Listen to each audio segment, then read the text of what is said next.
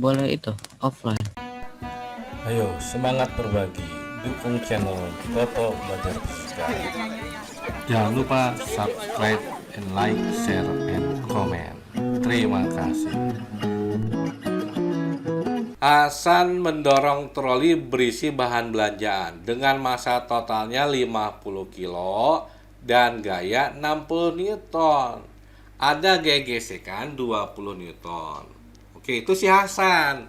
Si Husen mendorong troli beras yang massanya 100 kilo. Gaya dorongnya 100 Newton, gaya gesekannya 10. Akibat yang terjadi antara Hasan dengan Husen adalah yang A ini dalam waktu yang sama Hasan menempuh. Yang B percepatan. Ini kecepatan. Yang D waktu tempuhnya. Sekarang kalau kita ilustrasi seperti ini kita bilang si Hasan dulu nih, Hasan. Ini Hasan. Ada troli. Gini aja deh, troli.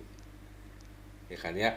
Didorong dengan gaya sebesar ini 60 Newton, massanya 50 kilogram.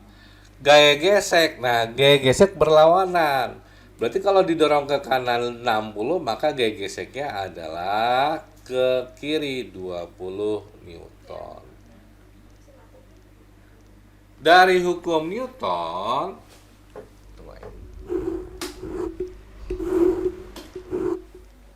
dari hukum Newton kedua kita punya sigma F sama dengan M dikali A. Berarti ini F dikurang gaya gesek sama dengan M dikali A.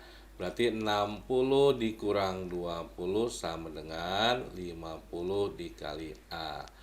60 dikurang 20 kan 40. 40 sama dengan 50A.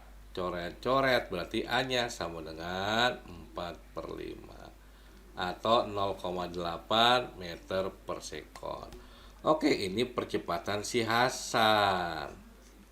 Kemudian kita cari si Husen. Nah, sama si Husen, trolinya ini cuman didorong dengan gayanya adalah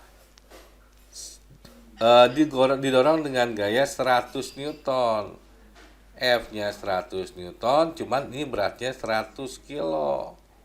Gaya geseknya cuman 10 Newton. Berarti dengan hukum Newton kedua untuk si Husen, sigma F sama dengan M dikali A. Berarti sama nih, langsung aja F min gaya gesek M dikali A. 100 dikurang 10 sama dengan 100 dikali A. 100 dikurang 10, 90 sama dengan 100 A. Coret-coret. Nah, kita dapat percepatan si Husen adalah 0,9 meter per sekon kuadrat. Nah, dari sini kita bisa lihat ternyata percepatan si Husen ini lebih besar dibanding percepatannya si Hasan. Tujuh nih. Berarti percepatan gerak troli Husen lebih kecil. Ini salah. Kalau percepatan Husen lebih besar, otomatis dalam waktu yang sama, misalkan T Husen dengan T Hasan ini sama, otomatis dengan rumus S sama dengan V0 kali T plus setengah AT kuadrat, otomatis nanti S Husen juga lebih besar dari S Hasan. Berarti ini juga salah. Yang waktu tempuh Husen lebih lama dibanding waktu tempuh Hasan. Nah, karena ini tadi gini ya, ini.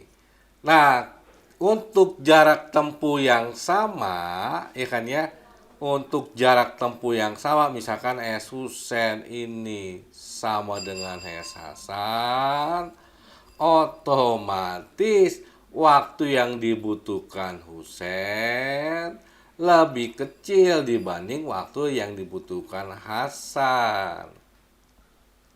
Lebih kecil. Jadi siapa yang sampai duluan? Si Husein. Berarti ini juga salah. Nah, kecepatan rata-rata. Kecepatan rata Hasan lebih rendah dibanding troli si Husein. Iya, kan akibat A Husein lebih besar dari A Hasan, ya kan ya? Kita tahu nanti bahwa yang namanya percepatan itu sebenarnya delta V per delta T. Artinya kalau A Hasan lebih besar dari A Husein, maka rata-rata Husein juga lebih besar dari kecepatan rata-rata Hasan. Artinya kecepatan Hasan lebih rendah. Nah, ini baru benar. Berarti jawabannya adalah yang C. Kenapa? Karena Husein itu percepatannya lebih besar dari si Hasan. Otomatis jarak yang ditempuhnya juga lebih jauh dengan waktu yang sama. Kalau jarak yang tempuhnya sama, maka waktu Husein lebih sedikit dan kecepatan Husein lebih besar. Seperti itu. Ada pertanyaan dulu Ain sampai sini?